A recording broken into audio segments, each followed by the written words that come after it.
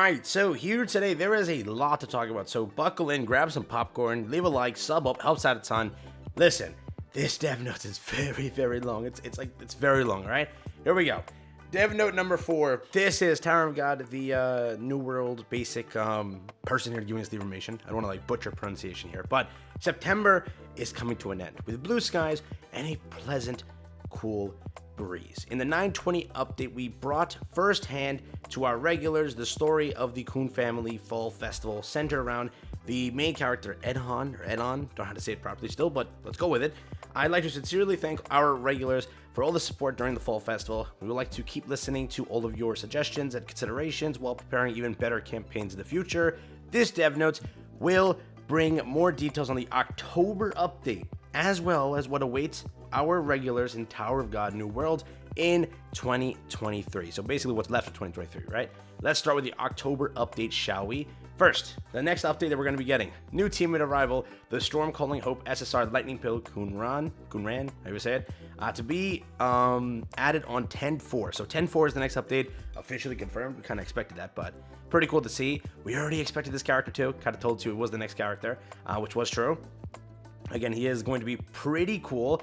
His skills are currently in game. He looks pretty strong. Prideful and intelligent. This character can easily fool someone with a small appearance, as in reality, he is a very strong character and has immense power. So again, pretty cool looking there. This character can create a thunderstorm, launching a powerful attack on enemies or on the opponent with a high critical hit rate.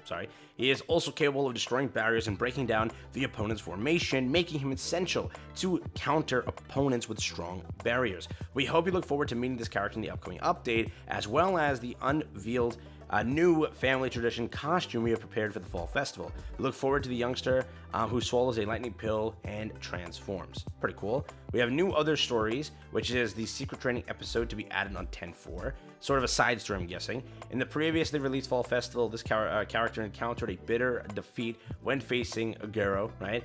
In battle. His self-esteem took a hit and he made a decision to get stronger. That decision leads on to only one path: receiving training from Zahard in secret. Are you curious about what kind of training this character's big sis has in store for him?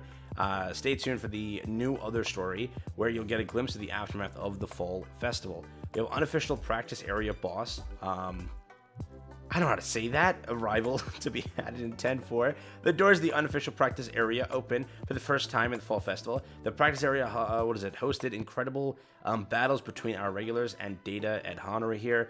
This time it's going to be this character as Data, I don't try to say his name, becomes the next boss our regulars must face. This character is a copy, It's a copy Data from this character who participated in the unofficial practice.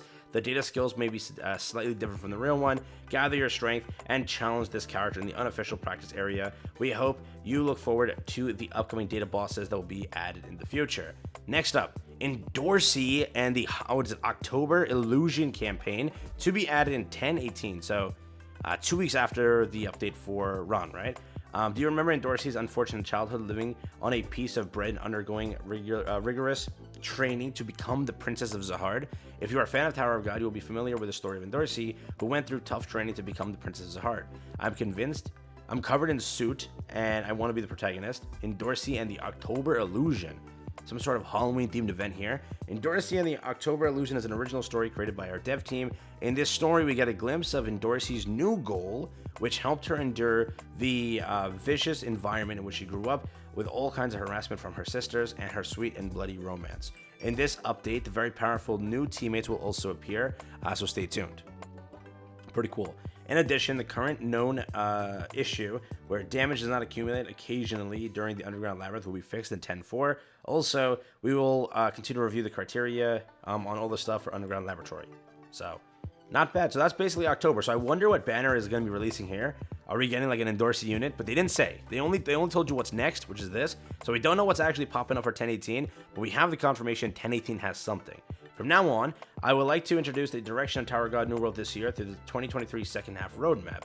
Second half roadmap, content may be different. Campaign story and Dorsey over here. New teammate this, we already got that confirmed. Content is this. Event is going to be Alliance Expedition Season Start and Boss Battle Event. November has a dev roadmap 2. What the hell? Campaign story. Character collaboration campaign.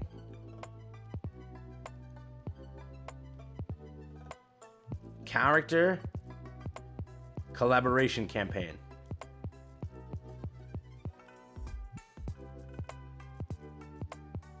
Huh.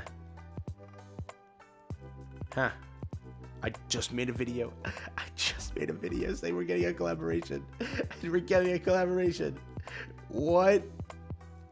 No way. And a new SSR and SSR Plus teammates arrival. Character collaboration campaign. Huh. It's probably a collab. Yep. We're getting a collab in November. Huh. That's crazy. Okay. Rack's Strange Adventure. Can't wait for that. But we're getting a character collaboration campaign. New SSR and SSR Plus teammates arrival. Huh. Well then. Content, adventure and trial contents expansion. Ignition weapon system. Ooh, that's gonna be pretty cool. Event, alliance exposition start. Boss, tentative name, boss battle. Tentative name, elements training arena event. We have tentative name formation selection arena event. And then this secret room, okay. December, Tower of God New World winter campaign. New SSR and SSR Plus teammates arrival. Adventure and trial content expansion. The secret floor. New teammate demo system. I'm wondering how that turns out. Boss battle, alliance. Oh, new content alliance competition. I can't wait for that also. And minigame event. In the second half of the year, we plan, to center, prepare centered on one story campaign per month, just like now. Goal of this is this, ignition system. So they don't really talk about the collab beyond that. I wonder, is that actually a collab releasing? Among these, I would like to explain a little bit about ignition weapon system that regulars may be interested in. Ignition weapon system November. Ignition weapon farming dungeon, the secret floor island of requirement, tentative name background. In Tower of God, the ignition weapon is a weapon that has a personality like a living creature, like the Black March used by BAM or Bomb, right? And a representative example is the 13th month series, okay? Through a future update, the ignition weapon can be equipped in the carrier slot of the equipment screen, and the ignition weapon can be acquired through dungeons. The ignition weapon farming dungeon is designed so that you have fun finding and destroying strategic points, so that you please look forward to it. Formation selection area event. So this actually sounds really cool. I wonder, I hope it's not like heavy whale stuff where it's like you really can't compete. Like if you look at Grand Cross, it takes a while to like destroy that core content, being like Nidhogg and the bosses, right? Because they're very powerful. Like they're 4 endgame bosses, right? There's 4 of them. Each one is scaled in difficulty. One was super easy in comparison, but like not even super easy. Like they all are very difficult, but one compared to 4, one was like a cakewalk compared to 4. 4 was just busted insane, right? So I hope that's not like a bad system. They are guilty of doing this, where they implement a system that is way too hard for day 1 players or day 100 players to compete in, but day 365 players, they can have a blast. But again, day 1 to day 100 to even day 200 to even day 250, they're suffering, correct? And I just hope that some of the content of this game doesn't kind of, you know, get into the same area where it's very hard. Like if it scales off where you're at in the game, makes sense, but it's not like scales off of some insane stuff where impossible to compete. Like you don't want that. It's gonna be very bad for the entire format of the game. Formation selection of arena event November. It is a new content, or the next content is the formation selection arena event. Again, this is in Tower of God New World battle basically proceeds with a W formation as the basic formation. In the formation selection arena, that will be updated in the second half of the year. You can set up your team by selecting various formations when attacking your opponents. Through this, you can enjoy more strategic PvP battles. If you change your formation and win an arena, you can earn tokens for each type of formation you use. We are planning to exchange tokens for various rewards, so that will help you be able to see rewards with the joy of strategic victory according to your choice of formation. In addition, missions based on formation changes are prepared, so don't miss the formation selection arena that will be coming very soon. Again, tentative name over here, Element Training Arena Event. In Tower of God New World, a battle that takes into account the elements of your teammates can be said to be a strategic key factor, right? The Element Training Arena event, where you can acquire elemental orbs, which is a tentative name, according to the elements of your teammates participating in battle and exchange them for various items, which is also being prepared. We hope that you'll be able to enjoy the fun of building teams, basically, up by using elements to obtain the desired rewards, and we would appreciate it if you could look forward to it with the formation selection arena, which will be updated together. So it's like a hand in hand, it's hand in hand, the two contents, right? It's supposed to go together. Lastly, Alliance Expedition is currently being held once a month as Alliance cooperative content. As regulars continue to send suggestions for Alliance content, additional Alliance competitive content is also being developed, which is that competition. We will continue to check with the regular suggestions soon. So far, we have provided information on the 2023 second half roadmap. Next, we'll tell you about the convenience features that we added in October. Dude, we still got so much left. Oh my god. I'm like running out of air here. Formation import function to be added on 10.18 update. The formation import function to import the same team used by other players to clear a stage mentioned in the September dev notes will be updated in October. That is a great change. That is 10 out of 10. This is 10 out of 10. You know why? Because people have been telling me like, hey, Gogo, I want to be able to like form a team. Just tell me the team and I'll form the team. Like imagine you just go through and see what other people use to clear the stage and you just boom, form it and you're done. Like no need for a lot of stuff. So it's much easier for players to actually get through stuff, kind of knowing what, the comps are being used. This is a convenience feature and for regulars who wanted to see the clear records of other regulars during battles such as adventures. In the auto menu of the combat preparation screen, you can check your friend's record and immediately load your friend's clear formation through the use button. We hope that this will help you clear your adventure. Can't wait for this. It's going to be beautiful. Next up, this is the end of that's it. For what it is, this dev notes is absolutely nuts. This is so much in here to go over.